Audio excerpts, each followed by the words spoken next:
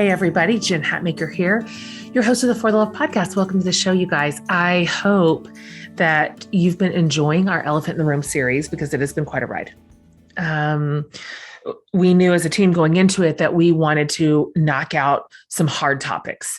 Primarily that we struggle to wrap meaningful conversation around, things that we struggle to face, to admit, to discuss, to examine.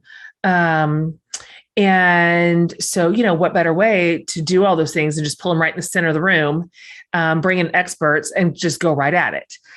So when we started putting the series together and talking about what are those things, this topic today felt right squarely in the center of it. And we put a lot of energy behind this episode, a lot of planning into the interview, a lot of caution on who we would bring in as an expert around today's conversation. So I'll start by sharing maybe just a little bit of my experience growing up in a conservative, traditional environment, and what was taught to me about sex. Basically, if I'm going to just sum it up here, while being taught that, like, on one hand, like sort of theoretically, if you will, sex was good and holy and lovely. We were also told that outside marriage in any iteration, even just located in desire, it was heinous, right? And of course, mind you, all this teaching came at us while we were at the peak of the hormonal swirl of adolescence, where sex was all we could think about, right? Where sexual images are coming at us from all sides. And so not only were we told that we need to be in utter sexual lockdown, but even our thoughts about it were bad.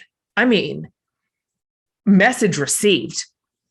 The amount of instruction I got on just sexual thoughts and how desire felt in my body. I got it. Dirty, disobedient, bad, perverted. I got the message, right? We all did. That's where the purity movement came in. All the purity rings, the True Love Waits campaigns. If you're one of my fellow evangelically raised brothers or sisters, you might remember all the literature and the content and material around this, the programs at our church. Like, there was even, you might remember a book that was wildly popular, which, by the way, the author has since renounced, having moved into adulthood, but it was I Kissed Dating Goodbye. Do you remember this? It was this whole movement, literally written by a 21-year-old, about just courtship and how there was no value in dating because everything around dating was inherently sinful and dirty, right? And so maybe this doesn't get talked about as much, but I'm no stranger to this. Like, the absolute proliferation of super young marriages in the church, like getting married at 18, 19, 20. Like, is this a great idea?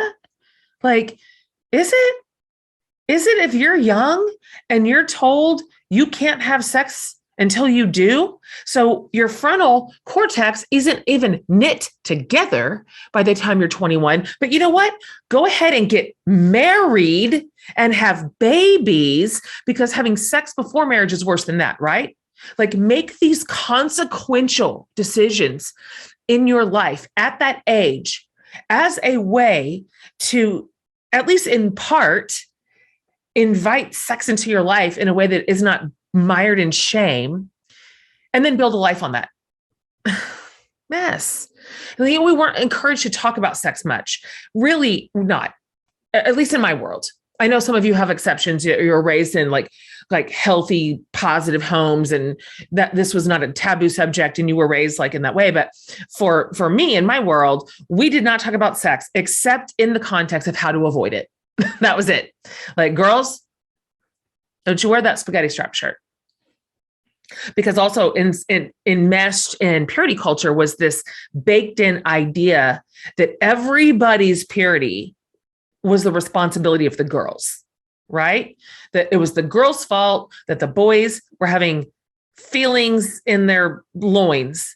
And in fact, the feelings that they were having are perfectly normal, absolutely good, like developmentally appropriate, as were any feelings of desires that us girls had.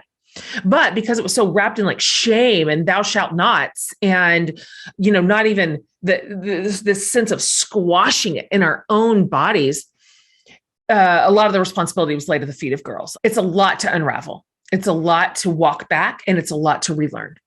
And so many of us moved into adulthood out of that context and then wondered why sex always felt broken, or why there was still shame wrapped around it, even inside like the holy grail of marriage, right? Even there, why were we still self-conscious, or why were we still inhibited, or why did we still feel bad or even obligated? Or I think for a lot of listeners, why did it go absolutely dormant, right? Where did it go? So our guest today, you guys, I just recorded the episode, and I feel like I'm going to have him come back because there's more to say. It was so powerful. Like, you're going to hear some things today that maybe you've never heard. And the sense of like liberation and permission, and just, it's what I wish we'd have had when we were all 14, honestly. So he's going to guide us and lead us toward hope here. So today I have on the show therapist and author and speaker Jay Stringer. So Jay has done some real groundbreaking research around what it is that leads people into sexual brokenness, like going kind of way back to the origin story of it all. So we're going to get into some topics here. I just want to say this up front before Jay's on, that could be triggering for you, for sure. Like, we talk a little bit about what it means when you've suffered sexual abuse or exploitation at young ages, and how confusing that was for our bodies that were awakening on purpose and for a good reason, but then corrupted by addiction, by somebody else's sort of unwanted sexual behavior, and then trying to figure out how to work that out in our brains. Like, we're going to get into some of that. You might have engaged in behaviors that stemmed from a broken place in your own life. And now you see these sexual behaviors in your life that you're like, who am I? Like, does this have mastery over me? What is under this? Having come from a religious camp myself, I mean, I can't even count. The number of pastors who've gone down in flames over this, right?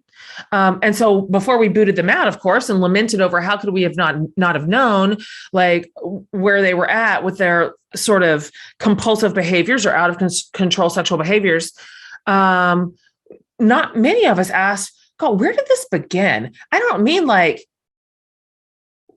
a year ago in his or her life. Where did this begin in childhood? Where did this begin in somebody's experience? How could this person maybe be helped instead of scorned?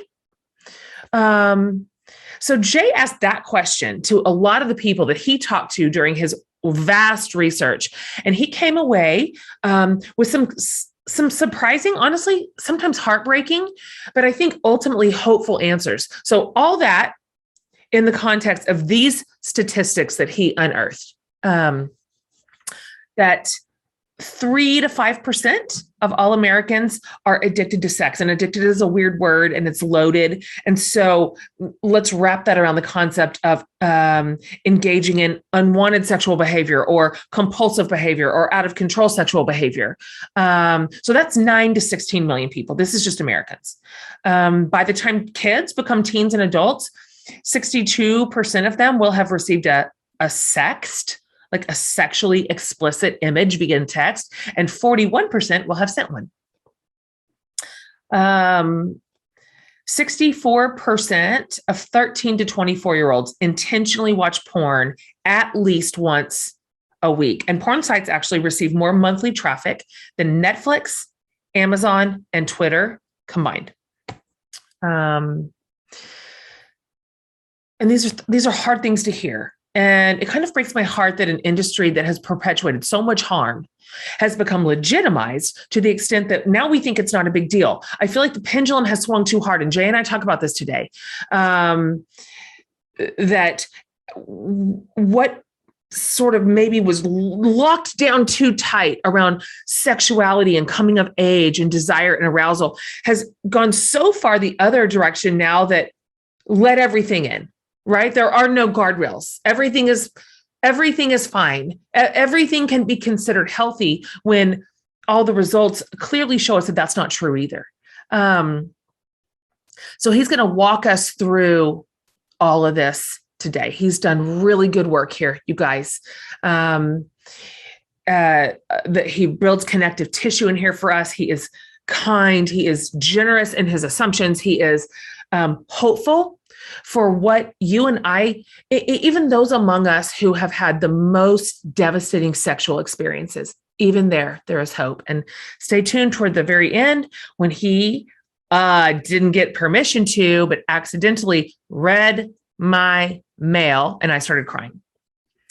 I wasn't here to be diagnosed or seen. It was really not a diagnosis. It was being seen in something that had caused an immediate reaction in me. So I think this is a powerful conversation today. And so just for you to know, Jay Stringer is a certified mental health counselor, a minister, an internationally acclaimed public speaker.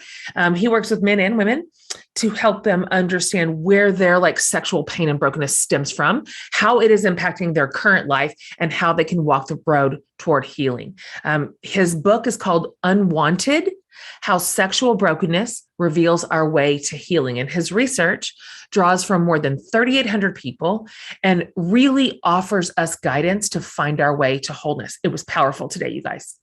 This is a powerful conversation. Thank you for staying in it, even if it's triggering to you.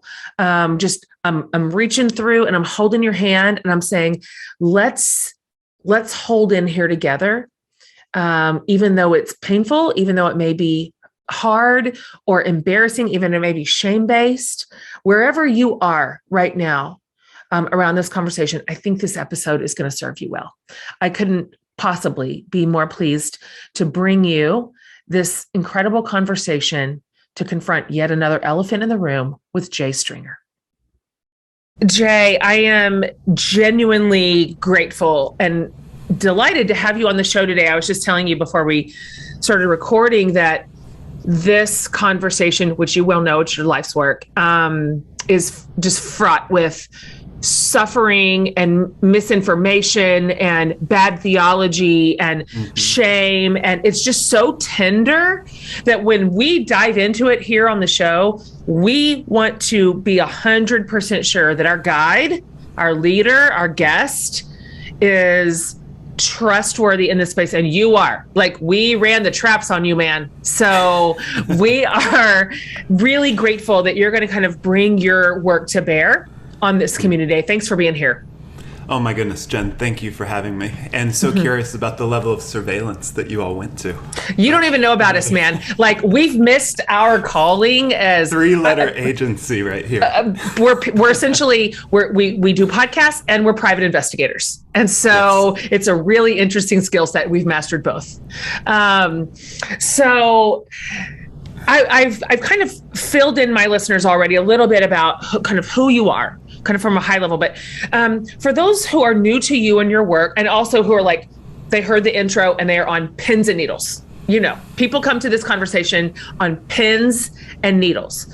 So can you tell us what it is you do and then a little bit about who you are, who your people are, where you're located in the world, and then what was the impetus for leading you into this work?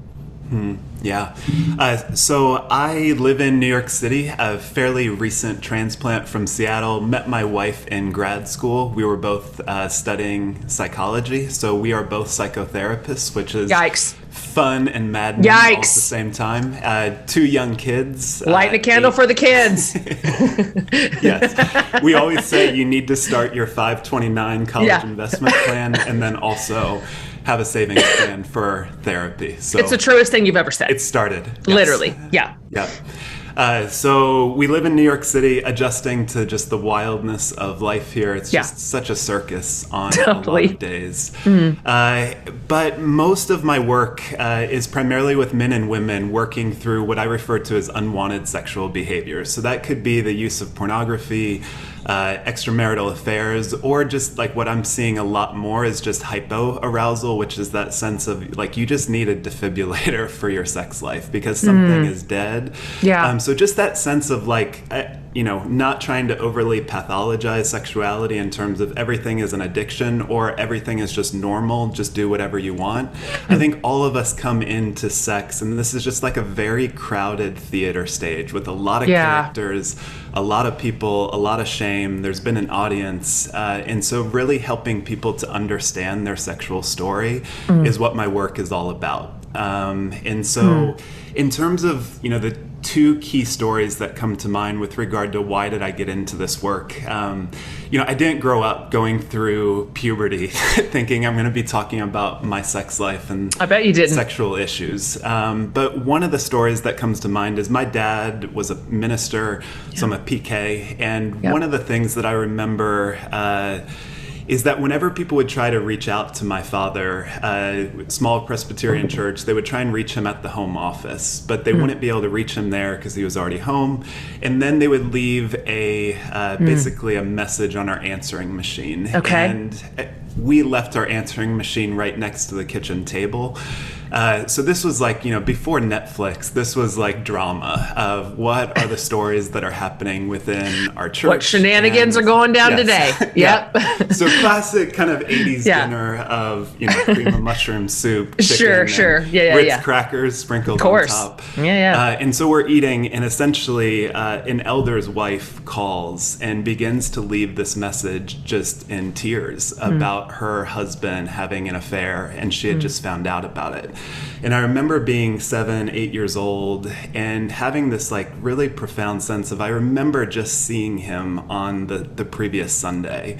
And this sense of like, whoa, there is so much more happening in people's lives that we never talk about. And so just that early sense of why is it that it's the sexual crisis, it's the unwanted behaviors, it's the heartache that people tell the truth of their lives, but they don't really tell the truth of their lives on Sunday.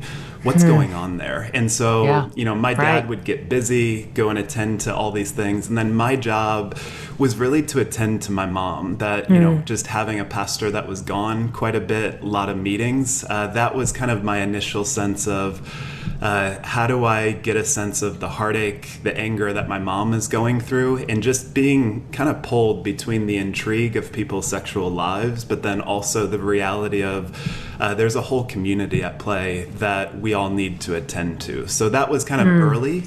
And then I would say, as a psychotherapist, one of my first clients that I worked with, she came in to see me because she was struggling with just a lot of pornography, would kind of end up in a bar, blacked out from time to time. And essentially what she disclosed to me is like, she said, I feel so perverse. I feel so broken. I feel like there's something entirely screwed up about who I am. And so when we got into kind of what could be referred to as her arousal template, like the things that turned her on, the things that she pursued, a lot of what she began to describe was kind of just levels of degradation and violence in her sexuality. And, early therapists, I had no idea necessarily what to do with that, but I began to get a sense of her sexual story. And what she described was being in middle school, grew up within purity culture, and also had an abuser that was an upperclassman. And one of the things that happened was when she was on a youth group bus trip, her, basically a junior, senior in high school, had begun to sit next to her and began to molest her. But one of the things that she began to describe was this sense of like feeling a lot of desire for him. in this moment where she began to turn her legs towards him. And it was that moment of turning towards him, turning towards her abuse, that she just began to berate herself for, of how could I have wanted that? And so that was just one of those initial very tender stories of like, I'm holding the complexity of her current sexual life and behavior as an adult, but there's such an innocence and a desire. But then in the purity culture that she was in, that turn and actually wanting touch left her so wildly confused. And so I think that was one of those initial places of, you know, our sexual lives, like we can't just pathologize it as that's bad, you're an addict. And we can't just kind of say, yeah, you do you. There's a story embedded within our behaviors. And so that's what I'm so passionate about, is let's get to the story. Let's stop just kind of liberating it, and let's stop pathologizing it, and just kind of say, like, this is a very noisy room for all of us. And we need to understand the story that informs why we are where we are. I'd like to get a little bit more granular on that. That's a really good example. And I think, you know, I primarily lead a community of almost entirely women. And so, I mean, you know, the numbers, the percentage of us who have had some sort of unwanted sexual abuse or exploitation or any of it is super, super high. I mean, you're talking to a room full of women who are nodding their head right now. And so I appreciate you talking about how some of those early experiences can really create confusion because they tap into some normal parts of us that are meant to be aroused. Where desire it's baked in, like it's supposed to happen. And so it is wildly confusing when some of those really good and healthy and normal and developmentally appropriate elements of our bodies get sort of corrupted by abuse, and then the mind game that plays with us. And so I wonder if you could talk a little bit more about that. Can we drill into that a little bit? And then for the people who are listening who went, I think he just said purity culture, and I don't know what that means. You know, a big portion of my community we all went through it. I'm sure I still have my True Love weights certificate somewhere. Do you still have your ring? Did you ever have I can't. Okay. I can't do it. I can't talk about it. It's too much. It's too much. Like hindsight on it, like when you look at it in your rearview mirror, like, holy hell. At the time, it's the air we're breathing. I didn't know there was any other air. I didn't know there was a different level of atmosphere. And so can you talk a little bit more about the shame, confusion, also that sexual desire is super normal and good. And so that wasn't the problem, but people made us feel like that was the problem. Yes. I put a lot out there. Yes, you just grab what you want there. You just grab it and go. Okay. Yeah. God is the author and the designer of sex and sexual pleasure. And therefore, it is blessed. It is good. So that sense of anytime you're going at war against something that God has made and has allowed your body to begin to feel arousal, just anytime there's that sense of shame around a response that God has given to us, that's so much of the intersection of purity culture, is that you begin to go to war against something that is very good within your body. And so then you end up feeling like your self-worth rises and falls based on your ability to achieve sexual purity, which is essentially, at the end of the day, the attempt to suppress desire. So there's this wild confusion of, I'm supposed to suppress desire, stay pure, and then the moment that I get married, I'm just supposed to know how this thing works. Just turn it on. Just light the match. If I'm It'll a man, show up like my God wife said. is just supposed to be this, wild, sexual, erotic being in my presence that exists to serve me. So it's just, it sets up, so it's a petri dish of entitlement, of shame, of things are not working, but they were supposed to work.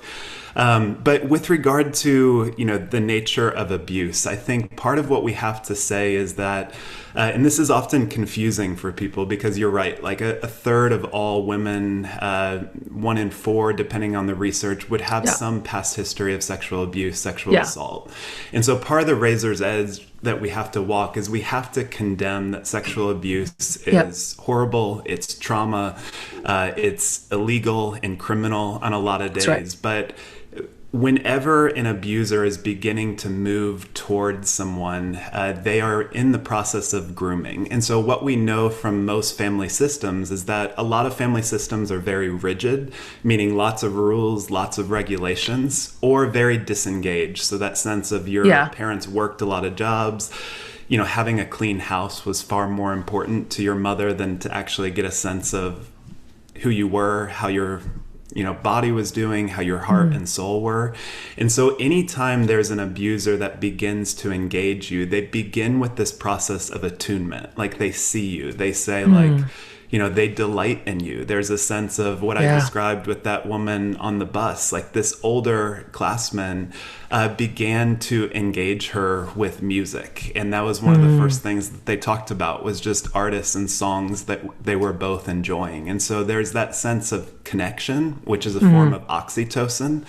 But then as the abuse begins, every abuser is fundamentally looking for the pleasure of the person that they are victimizing. Why? Because the moment that you begin to feel a level of arousal or pleasure, like the introduction to porn, something that you've never seen before, your body, as you said, Jen, is going to respond. Right, it's meant to. So it's that sense of like when I begin to feel dopamine or pleasure, or, for her, that moment of turning her legs towards her abuser was this sense of, I will never forgive myself because of the desire that I felt. And then, in purity culture, you don't have any language to talk about sexual desire, much less abuse. And so therefore you go into complete silence, and it becomes, again, just this petri dish of shame where I feel bonded to this person. I felt a level of pleasure, but now I feel shame and cortisol pulsing through my system.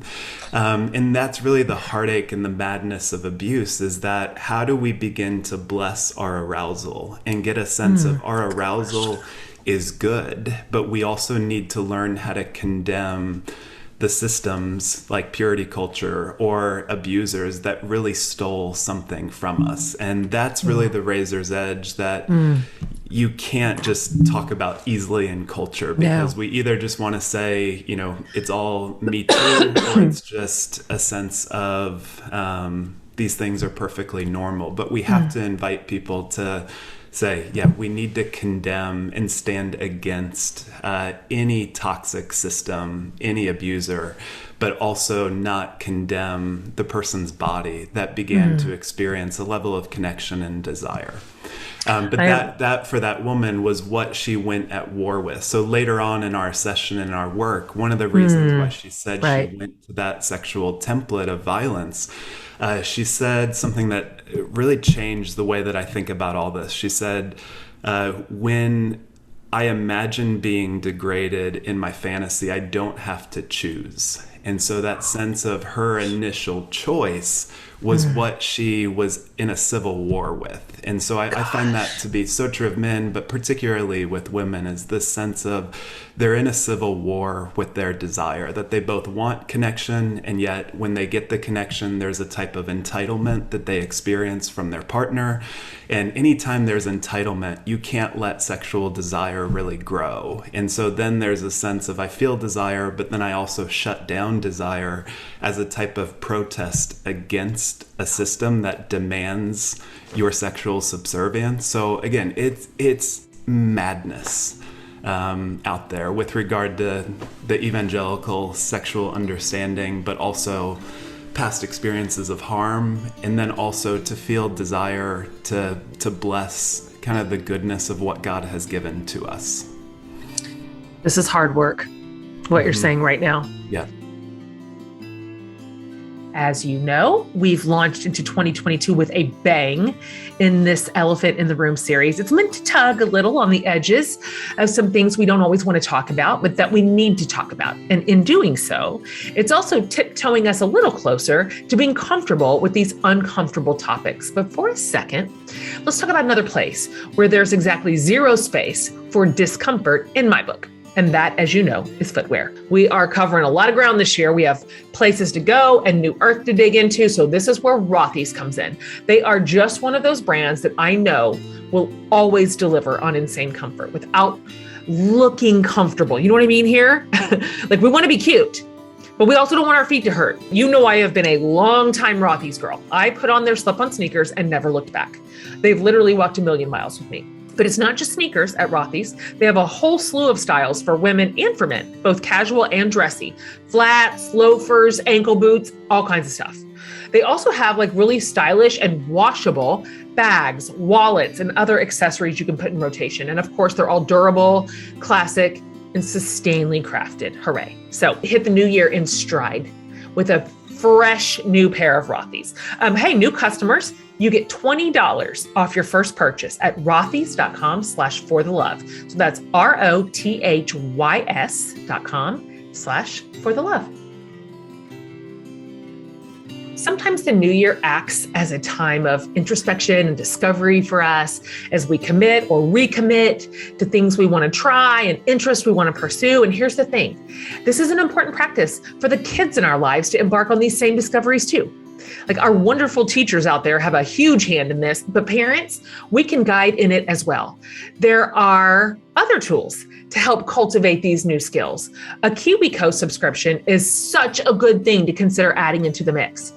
With KiwiCo, your littles, really, and your bigs, can explore new worlds like engineering and mechanics behind everyday objects, or the science and chemistry of cooking, or geography and culture from new places and brand new art and design techniques, all through seriously fun, hands-on projects. And it's all delivered to your door every month.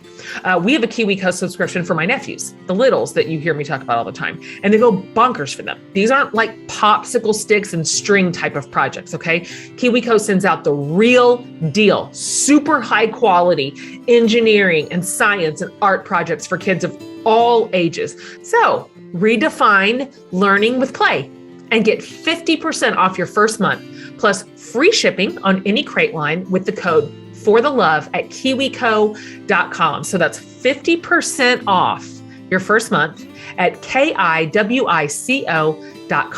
promo code for the love.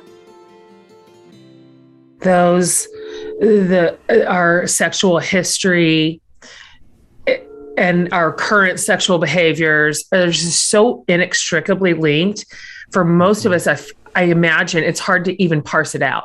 It must be a challenge to even parse it out. Like, what is really what is under it, and what is motivating me here, and what am I trying to heal or fix in your work? I mean, I'm jumping to the end here, but my suspicion is that in my community, that sort of negative sexual history, teaching, upbringing, conditioning, all the language wrapped around it, all the shame, has turned more women into just shutting it down, considering the whole thing like bad or source of pain, which it was, but unable to parse out why. And so really just like closing the drawer. So what about those women?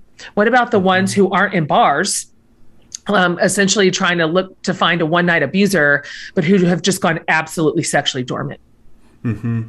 Yeah, I mean, I think we can kind of see that on a continuum of kind of out of control sexual behavior or kind of hypoarousal. So I think hypoarousal, you have to understand the strategy embedded within it. So that sense of if I feel arousal, but I have this sense of if I feel arousal, that arousal is something that God is ashamed of, or maybe I feel arousal for someone I went to high school or college with, and I don't want to do that.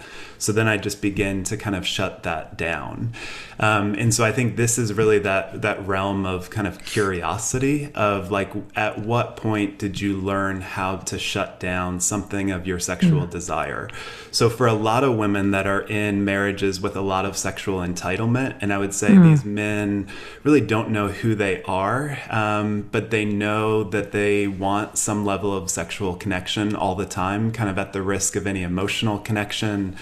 In that sense of like, I'm desired, but I'm not truly desired. And so that sense of like, I just need to begin to shut this down as a form of protest against entitlement. And so I think that sense of being able to understand that that's a very natural response to that. But then also kind of what we were talking about earlier with regard to purity culture is that if every single time you begin to feel arousal, you associate that with shame, you're going to eventually, it's like the Pavlovian dog. Yeah, the totally. bell. And so that's, part of what we have to untease and kind of really invite women to their own truths with regard to sexual arousal and sexual difficulty. Are you finding a lot of healing for your clients? Are you finding a path through here? Again, this is me trying to jump to the end. I'm like, tell me there's some good news here. Like, 'cause these are deep waters for not just women, but men too. And so I'm curious what your assessment is right now of your clients who are, first of all, bravo for facing it, for reaching out for help, for identifying something that is broken or compulsive or whatever it is. So I'm proud of them, but are you finding the human heart has the capacity to sort this out and become healthy? Oh my goodness. Yes. Yeah. So, I mean, part of what happens is, there's a region of our brain called Broca's area, and Broca's area is where the region of speech is. And so what happens in the midst of trauma, and I would even put traumatizing theology, is that Broca's area goes offline. And so literally when you are in the midst of trauma or abuse or just purity culture, it's really, really difficult to develop language. And so, Jen, that's like the importance of just what you're doing on your platform and being able to bring language to people who have not had language for these experiences. And so when you think about kind of, in a way, abuse takes away a level of language and choice and being able to own your own sexual story. So that sense of being able to name, for this client or for other clients, when they begin to name their protest, when they begin to name the agony of their own sexual choices, they're bringing language, which is actually breaking the shame cycle. And so I think anytime that sense of really inviting people to, what do you want your sexual story to be? So when you think about what sexual pleasure would be, what would come to mind? And so giving men and women a sense of, what sexual choice do you want? What is sexual goodness? What is beauty? That's really what begins to save us. So I think we have to attend to that harm. We have to address the purity culture. We have to address, systemic things like abuse and adverse childhood experiences. But then we have to say, like, what do I actually want to be true of my sexual life? And I think that's where the beauty comes in, is that so much of unwanted sexual behavior steals from us. And so being able to invite people to desire again is one of the most holy things that I do. I want to ask you a question, because kind of embedded in some of this is both what we were taught about and then intersected with what's actually true about pornography. I mean, I know that was definitely a line item in my purity culture vernacular, obviously. And so there's a lot of noise around pornography. Do you know what I mean? Yeah, I know, like it's noisy, and there's a lot of very competing opinions around it. And you've got, there's two extremes that I see. And then it leaves me confused sometimes, because purity culture did such a number on me that I'm 47 and still parsing it out. I'm still trying to figure out, me and my friends still look at each other and go, what's the right thing? Like, that wasn't it. But the pendulum swung so far over here. This feels not it. This feels unhealthy and compulsive. And I don't see it making anybody super happy or healthy, by the way, just if we're going to look at the data. And so what is the thing? Like, what do we do? Like, how do we raise our kids? How are we sexually at our age, including in this confusion for me, is the stuff around pornography. Like, Can you talk about it a little bit in your experience? Yeah. What it is, why is it bad? Why, who is it hurting? How do we keep our heads on a swivel around pornography in a way that is meaningful and it's not an overreaction or an underreaction? Yeah, so well said. I think I begin with the word sex is taken from this Latin word secare, which means to sever or to amputate from the whole. So this sense of like, if you think about a tree that's just been cut, sex, as some of the theologians would say, is this awareness that I am disconnected from the world around me and the way that I go about reconnecting with it. Yeah. So I think anytime we're engaging sexuality, we have to begin in kind of Genesis 1 and 2, that there's goodness before there is something depravity. Lewis would kind of say before it was spoiled milk, it had to be good milk to begin with. So that sense of so much of the world of porn, particularly with purity culture, is that purity culture essentially gives you this notion that it's like learning how to cook, but only learning about food poisoning. That's good. It's like you can't learn how to cook or to desire. That's good. So pornography becomes one of the primary places that people have received sex education. So when we don't have a comprehensive model of helping people to understand it, you're going to create a lot of intrigue around what is sex, where does it come from, how does it work, and so pornography. But particularly what I find in my work is that there is some sense of that disconnection in life, that they feel a level of futility in life. They feel like everything in their life isn't really working out for them, or maybe if they're a man or a woman, they make a bid for sex and that's not reciprocated, and so in the midst of that anger, they go to a type of pornography in order to get through the night, to kind of manage their anger and their rage. A lot of people find that with porn of like, I need 7, 10, 20 minutes, an hour to just be able to not deal with the pressures and difficulties of my life. But also the nature of what Jesus is saying is like, you take all of the injustice, you take all of the anger, you take all of the rage, and you bring it to the cross. Well, there's something about pornography that also exists at that intersection of kind of lust and anger from Matthew 5. And so this sense of, for a lot of men that I work with, I would say that that's part of their process of not trying to stop pornography, but I use the language of what does it mean for you to outgrow it? And so that sense of, if you don't know how to work through your own anger or your lack of purpose in life without pursuing pornography, you're always going to keep going back to it, because that's the only way that you know how to work through your anger or your futility in life. And so I think there's a lot of ways that we can look at porn. That's good. I think it's a thief. And so I think it's a moral issue in terms of why are we using other people for our own sexual gain in the midst of all of that. But it's also a psychological and developmental thing where, if I'm an adolescent that's beginning to use it, that's somewhat normal.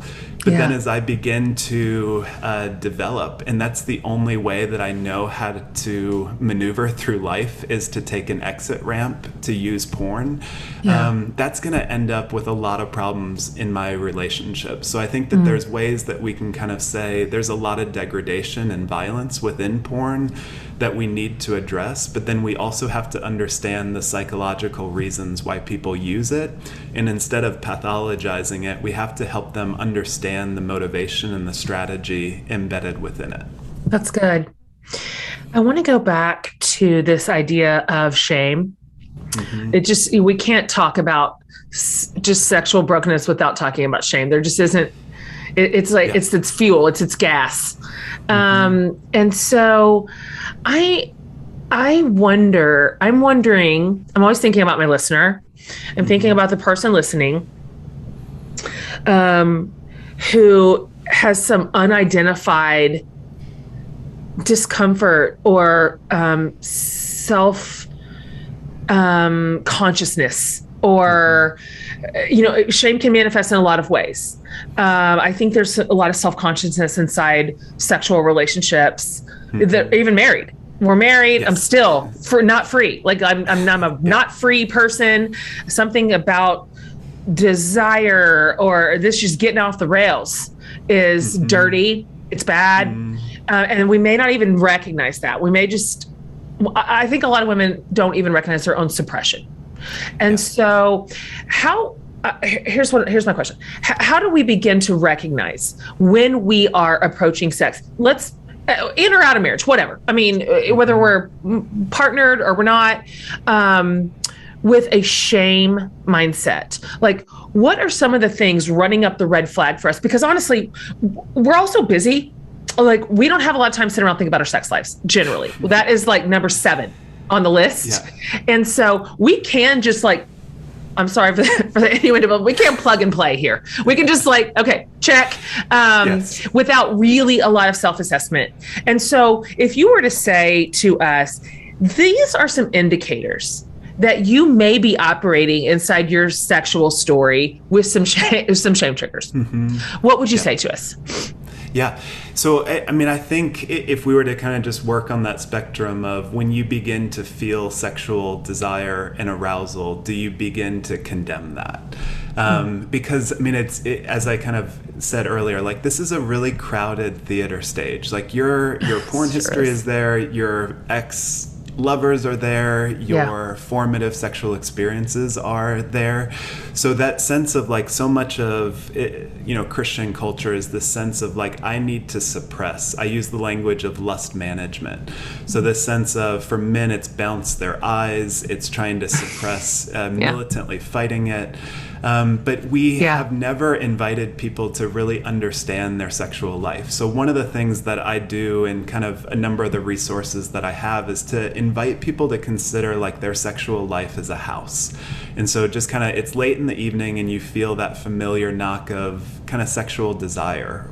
What are you going to do? Well, sometimes you just let the intruder come into your house. Sometimes you try and just quarantine it and put up a level of surveillance around it to keep it up. And I'm saying, what would it mean for you to go out onto the front porch of your sexual life and to begin to ask it questions like, why do I feel shame anytime that I begin to feel any level of desire? Or at what point in my life or my marriage or my relationship did I really begin to feel like I need to shut down something of my sexual life in order to maneuver through it? So I think it's that process of being really curious that part of what I say from a theological standpoint is God is neither surprised nor ashamed of our sexual life, but actually understands our sexual shame to be one of the primary places where the work of redemption and healing will come into our life. And so that sense of shame is telling us a lot of toxic messages about who we are. And we end up living as prey to the messages of shame. And so part of us, we need to turn towards and face our shame. And facing shame is a muscle that we all have to learn how to grow, because initially it's going to be about our sexual desire or our lack of sexual desire, but eventually that muscle, as it develops, is going to help us to face deeper shame embedded within our family of origin, within our formative childhood experiences. So I think, back to your question, anytime there's just the absence of delight within your sexual life, there's some war of shame and desire, or a sense of, I just can't find anything, and I feel ashamed that I'm not more sexually desirable, or that I'm not full of more sexual desire because that's what I'm supposed to be for my husband. So again, that language of supposed to be is part of what the shame is. So I think anytime I go to like a verse like Romans 12:2, don't be conformed to the pattern of this world, but be transformed by the renewing of your mind. We can't renew our sexual mind if we don't know what's inside there. So I think just being able to talk about what I'm feeling and to be really curious that there's something of dignity in what we're trying to do is just so crucial. I love that. I love that word. Thank you for applying the word dignity to this complicated conversation, because that was super stripped out early on. And so it's just a completely different way to think, to your point. A totally different way to consider our bodies and our sexual lives and our partners and what's possible. And because I think, my sense of it too is that we can probably get a little stymied in this conversation because I think for a lot of women, like they're having sex, they're having it, and that feels like enough. Like the fact that it's on the docket is enough. But even there, it is repressed and it is kind of lonely and it's not fun and it's not exciting. And it can be all of those things. And there's nothing dirty about any of that. And so that reversal of like the perversion loop that people put into our heads is hard work, but it's like awesome work. Like everybody, who doesn't want to do this? Come on, everybody look alive. Let's go. Yeah. And there's so much dignity. I mean, even if I'm working with someone that had an affair, thinking about an affair, this might be controversial, but there's a certain level of dignity of kind of like that something in your body is waking up. Like maybe your marriage has become tepid. Maybe it's become just kind of like you've figured out how to make your life work and his life work and kids and family. But then someone wakes you up. Well, if you just condemn that rather than get curious about why is there something coming alive in me and how is this maybe a clarion call to address something in my relationship. We pathologize sex and sexuality so fast rather than understanding like our sexuality is working for us, not against us. But most of us have this sense of, I wish I could just manage this thing or just put it on a docket rather than saying, no, like where would you actually want to have sex? What would be the entire day? And what I find so often, almost with every woman I work with, is that their arousal, just basically orbits around their partners. So any sense of like, well, this is the way that they would want to do it, or this is how the time I see what you mean. they want to have, and they want sex to be about 7-8 minutes long. Right. That sense of like, if you're living in orbit around another person's sexual desire and you're nowhere to be found, part of that is the invitation to actually grow larger, to actually make an imprint, and to kind of speak to your desire. And I think that's part of the redemption of purity culture and shame, is that I'm supposed to be silent and serve the needs of others. But it's like, no, the wildness and goodness of sexuality is like, you are a woman full of desire. And where do you want your desire to go today? Whether that is for food and drink, or whether that is for a type of sexual experience. So I think desire is one of those things that we enter into a civil war with.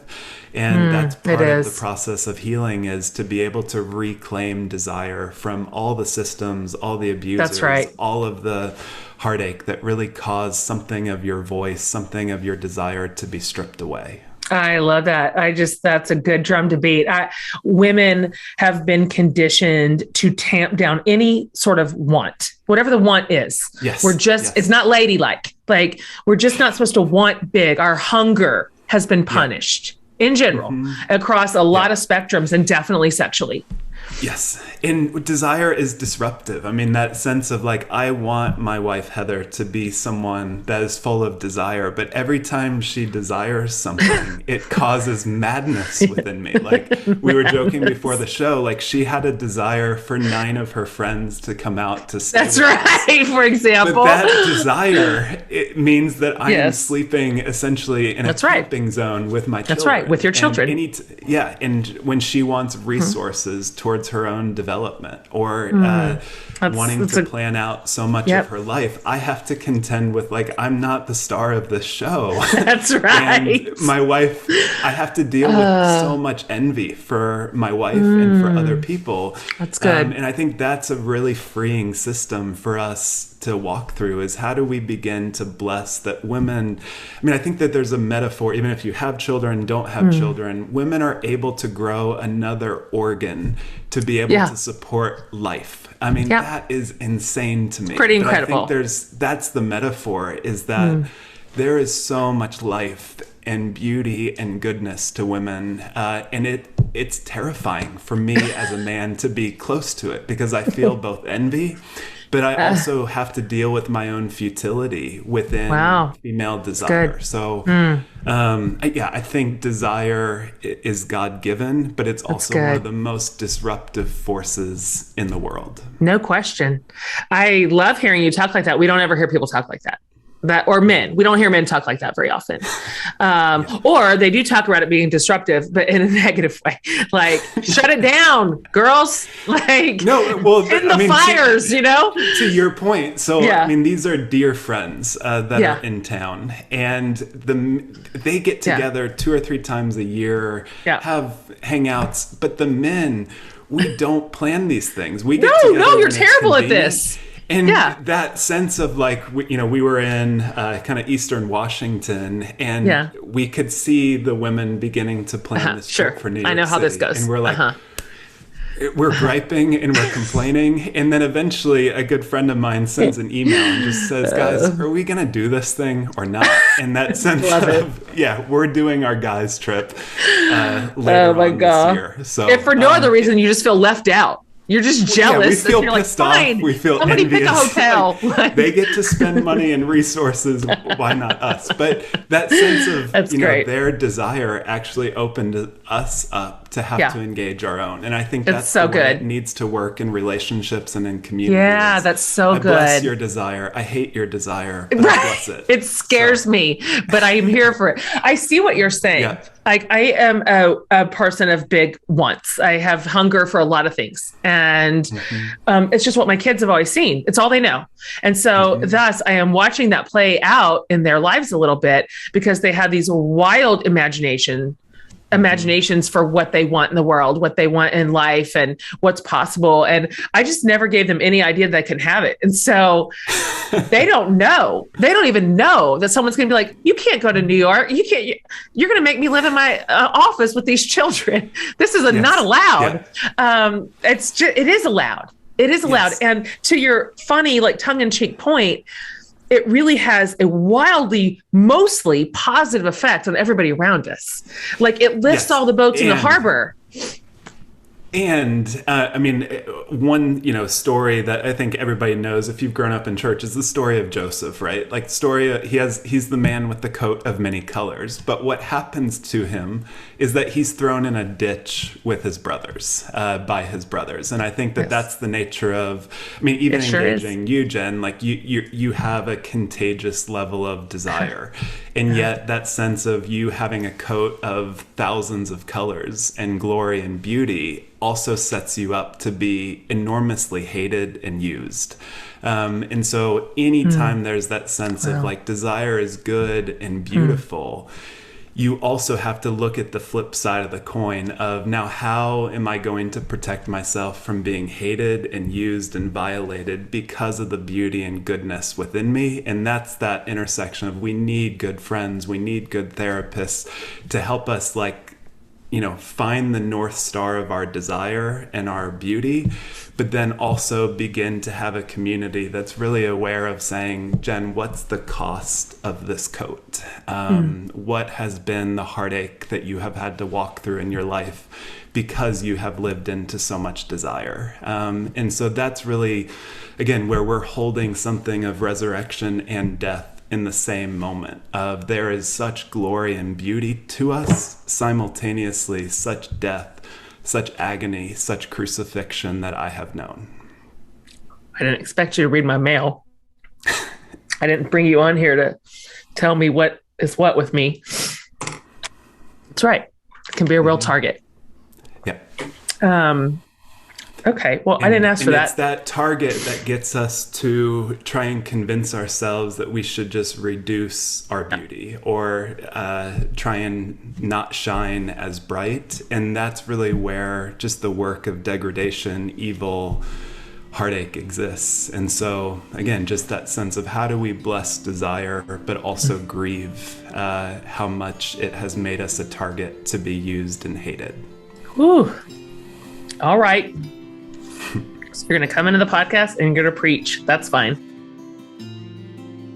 So our conversation with Jay today is just so powerful, right? Maybe sexual abuse or trauma is part of your story, or maybe you are also experiencing sexual brokenness in one way or another, or it could be that purity culture impacted your life in negative ways.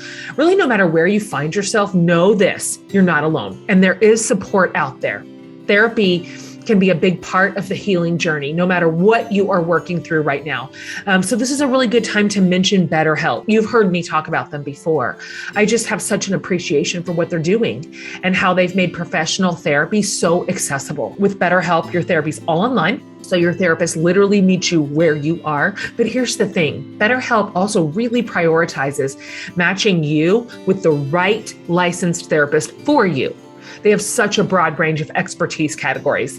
You'll walk through a number of questions to identify the specific pain points or traumas or areas that feel burdened. And if it's not working out with your counselor, you can request a new one at any time and with no additional charge. Okay. And because it's all online, BetterHelp is able to offer not only convenient and accessible options, but also affordable ones. You can even start communicating with a BetterHelp therapist in under 24 hours. So as a listener, you'll get 10% off your first month of BetterHelp by visiting our sponsor at betterhelp.com/forthelove. You can join more than 1 million people who have taken charge of their mental health. And again, that's BetterHelp, HELP.com/forthelove. I want to land this plane with you. This series is called the elephant in the room, because as a show crew, we wanted to address some topics that were just hard and wrapped up in shame and fear and general misinformation, things we just would rather not talk about. And this being one of them. And so these are some questions I'm asking everybody, because we're picking off a lot of things in this series. We're talking about sexual shame and recovery. We're talking about grief, another like weirdly misunderstood topic that we just try to sidestep. And we're kind of all over the place here. But so everybody's getting these questions. I'm just top of your head here. Okay. Like you personally, like you, Jay, how do you approach in general? Now, you're clearly skilled at this. This is your literal work. You are educated around this, so you already are offsetting the curve. But how do you approach uncomfortable conversations, even interpersonally, when you know this is going to be a hard thing and this is going to be tension? Yeah, I hate them. I mean, I'm such a thank you for saying that. Coward, but there's so much cowardice within me. So I think that sense of I'm bent much more towards cowardice until it gets to be the point where I have to engage uncomfortable conversation. So for me, that's a lot of just my own trauma history, my own bullying, my own abuse of just like, I live with a lot of anxiety. And so that sense of most of our field, I think, has inadvertently taught us this terrible message that we need to reduce anxiety, we need to reduce depression. Of course. And I think that does more damage whenever you're just trying to reduce something. So for me, it's like, how much can I learn how to tolerate discomfort for growth? Is something that I have to work on all the time, of like, this anxiety is not telling me not to do it, but it's like, I need to befriend the anxiety and the discomfort in order to develop growth. You sound like my therapist. This is what she's been working on me all year. She's always like, Jen, hard does not equal bad. Yes. I'm like, it does. She's like, no, it doesn't. Yeah. Stay and you in. blame it on like spiritual warfare and evil, and it's that person. But it's like, no, we have not yet befriended and made space for something within us, and that will continue to get activated until it's healed. That's right. Yeah, anytime we're moving into heartache, darkness, that we should have some level of natural trepidation. But that sense of, courage compels me to move forward. But I would also say just a level of curiosity. There's that kind of Dunning-Kruger effect, if I'm pronouncing that right, where when you first know something and begin to, develop your knowledge of psychology, theology, sex, like there's this sense where you're like, I'm at the top. I know everything there is to know. And then you have this experience and then you just plummet and you're like, I know nothing. I know nothing. Yeah. So I do that quite a bit as well. So I think just remaining curious of there's so much more for me to know, that even within sex, I'm something of a sexual expert, but also coming into, there's so much more that I do not understand about gender, about arousal, about how all these things work. So I try to approach life as curious as possible. It's so good. Just that I need to learn from people far more than I need to teach or train people. What a good approach. I love curiosity. That's something I learned to embrace maybe in the last 5 years, because I grew up in a culture that celebrated certainty, not curiosity. Curiosity was punished, certainty was rewarded. And so it's a wonderful way to live. I highly recommend it. Like, it's made me so much more interesting. I've learned so much.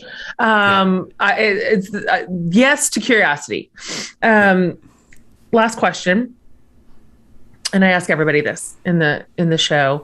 I got this from Barbara Brown Taylor. She's done phenomenal work in the world. And you can answer this, Jay, however you feel like. Writer. Her question, which I love it, and it can take us to funny and silly places. It can take us to like deep and poignant places. So wherever you're at, okay. What's saving your life right now? Saving my life right now. Yeah. I would say two things. The first would be electric scooters. This is exciting. And even as I named that. This is real exciting. When we moved to New York, my brother-in-law, as a welcome gift, kind of gave us this electric scooter. And sure. Like the stand-up kind that you stand on? Yeah. So I have this new one that goes, it's got like a 40-mile range, which is more like 25. But I can go from Upper West Side down to like Battery Park. Yeah, heck yeah. In West Village and come all the way back. You're living my dream. No, if you come to New York, let's do it. I am coming to New York. And okay. I'll have you know, Jay, I am M-Class certified because I have a Vespa. And so I'm literally qualified to do this. I'm qualified. Okay. There's also those Vespa apps in New York that you can ride around on these rebel scooters. But go to like a bar in West Village, comedy club, and then come back up. My kids love them, but just like not being on the subway, not spending money on an Uber, seeing Central Park, like I love riding on that. But I also feel a little bit like I did in middle school. Like I loved rollerblading, but always felt a level of like self-consciousness of like, I'm a little subconscious to love this. So I look a little goofy. Sense of, yes, I'm with my 13-year-old self saying it's good. This is good. You know what? It's a free country. You get to do this. You get to enjoy your scooter. Yes, totally. Yeah. And then the other side of it would just be, similar to where we just were in that conversation around glory. Whenever I get to do intensive work with men and women, I feel saved every single time I see them engage glory in their life all over again. That sense of like, this is a gospel to which angels fear to tread, of like, I'm literally peering into someone reclaiming desire and beauty in their life, and that corners me with like how much I want that to be true as well. So I think, even seeing you engage your glory, but also the heartache feels like it saves me, just seeing that, where it's like, that's my battle as well. And so just like seeing people being liberated into their desire, but also feeling a level of grief of what that has cost them, I feel saved by, in that classic Jewish sense of, I have been saved, I am saved, and I will be saved. So that is wonderful. Scooters and redemption save me. That's it. What else is there? What else is there? That's it. Okay. Will you please just tell my listeners where they can find you? Because what I already know is you've just like scratched the surface for a lot of people here that are like, I need more. I want to learn more. I want to follow you. I want to see what I can do next. Yeah. So my website is jay-stringer.com. In there's a lot of resources. I wrote a book called Unwanted, which is basically about my research that I did on 4,000 men and women and their sexual stories. So that book is there, that resource. And then I have a sexual behavior self-assessment that helps particularly people struggling with out of control sexual desires, like to understand why they're doing what they're doing. So instead of just trying to stop it, let's give people compass headings as to what's driving it. And then there's an online course for people that are trying to outgrow unwanted sexual behaviors as well. Some blog articles and those sorts of things. So awesome. All things art can be found at my website. So we will link it everywhere. Or on the gram. Instagram or on the gram. Hey, thank you for being on today. I really Jen, thank you. Appreciate you. And I'm grateful for your work in the world. And I feel like you're one of these special leaders who is finding the healthy way through. You're not overcorrecting here for people and just picking up a new set of compulsions just on the opposite side. Yes. Like this Yeah. feels like the thing. And so thank you for just your work and for sharing it with me and my community. Like I'm super, super, super grateful. Thank you for, just living into all of your desire and bringing language and voice and perspective to all this. Been an honor to be with you. Same. Thank you. Bye, Jay. I hope that was really maybe just a start for you. And I'm so tender toward all of us who have experienced so much pain around sex. It just feels like most of us. I mean, Jay and I were talking about even just sexual assault stats tell us that 40% of us have experienced that. And virtually all of us have experienced unwanted sexual behavior from somebody else. So, and how that has manifested in our lives from whatever your entry point was, whether it was like young purity culture and you ran that gauntlet and built a whole life kind of on some faulty pieces, or maybe you went the opposite way and then you began engaging kind of like Jay talked about with his client in like super harmful, abusive sexual practices. I think the root here is the same. And so I feel hopeful for us that we can break this. We can break this cycle no matter where we are. I mean, I'm 47. I'm breaking it, man. And I'm not going to steer into the second half of my life the same way I steered into the first. I'm not doing it. Fortunately, I'm older and I'm wiser. I've lived life. I'm way more mature in every way, including sexually. But I think there's a better story for us to live. As always, if you want more here, if you go to jenhatmaker.com under the podcast tab, I'll have this whole episode up for you. I'll have the show notes, the actual episode, and then I'll have links to everything that Jay mentioned. So you can go to one place and find it all. If you want to watch this conversation, we're over on YouTube. And you can essentially join us in the conversation over on my YouTube channel, which that's always the way I experience my podcasts is face-to-face. And so I'm always greedy for you to get to experience it too, because you miss out on faces and language and body language and facial expressions and all the things that really bring a conversation even more to life. And so pop over there if you haven't already. So more to come in the Elephant in the Room series. Thanks for being a community that we feel safe with, that we can bring these things among our crew here, and that we can address these things with wisdom and graciousness and maturity and intelligence. And hopefully, always our hope is that it serves you well. Wherever it is that you are welcome here, and there's hope for all of us. All right, you guys, see you next week.